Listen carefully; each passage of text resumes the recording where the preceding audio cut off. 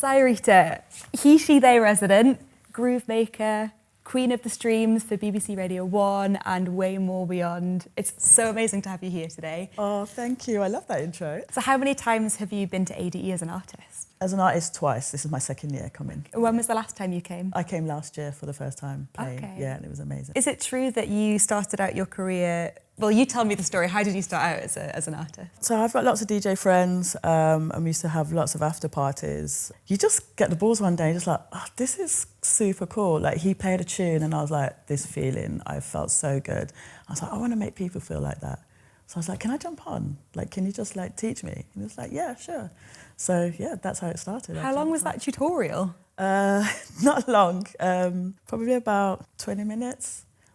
And I probably clanged every single tune. What's your advice for building that confidence and like making that jump to doing your first set or learning how to get involved? Just be authentic, be yourself, always be yourself. Be a risk taker. I think that gets you in places as well. Apart from getting on those decks, is there another example of when you've taken a big risk in your career and it's really paid off?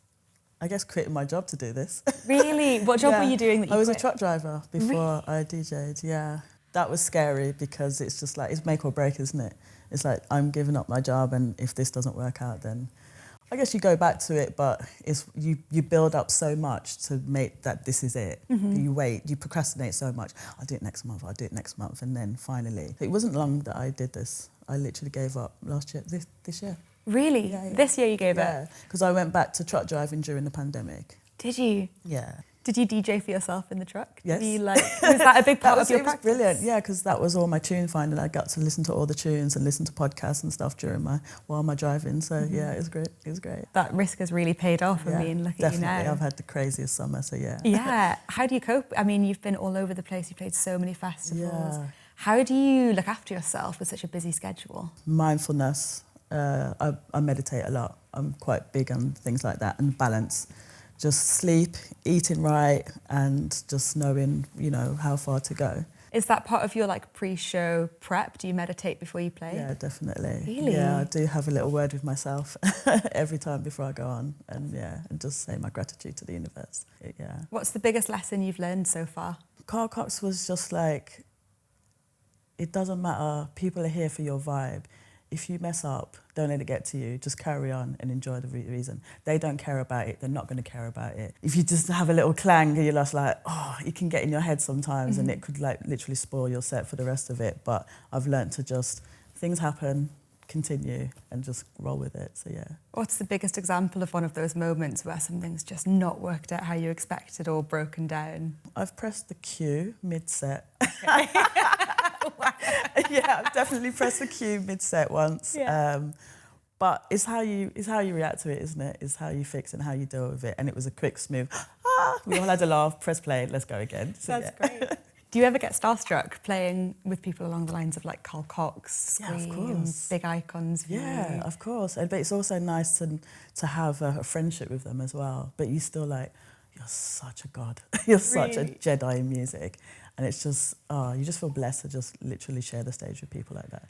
But you learn a lot from them as well. He, she, they, I kind of want to talk about it again because I'm just so excited about it as a prospect. It's obviously like designed to be a safer place for people to kind of perform. What constitutes a safe space for you? What do you like to see from a safe space?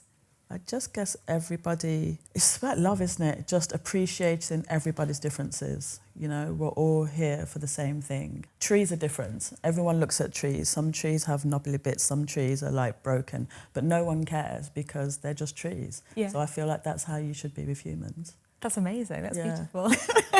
We're getting deep now, aren't we? Yeah, I love it. So yeah, that's what I love about he, she, they, because, you know, they bring that to the stage. Yeah. And they make sure that everyone feels like that. What sort of a lesson do you think the wider clubbing scene could take from these safer spaces like he, she, they? Big lessons. Yeah. I mean, they have got balls. They go into every city of the world and take over their super clubs on their busiest nights to show that, you know, we can make a difference. And I love that. And that's why I love being a resident for them. So you've said before that some of your biggest advice is to not dim your sparkle, you know, not to change yourself to fit in. Yeah. Have you ever felt that you've had to do that in the past?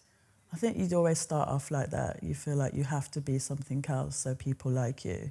because everybody's doing this and they're liked, so you feel like you have to do that so people like you, but you're not yourself, and then you can get so far like that, but you're not enjoying it to your fully potential because that's not who you are. Yeah. So if you start out who you are from the beginning, and then everybody will love you for that, then once you get bigger and bigger, you'll just enjoy the experience a lot more. Thank you so much for your time. It's been so lovely to speak to you. You're so inspiring. Thank you so much. It's been a pleasure.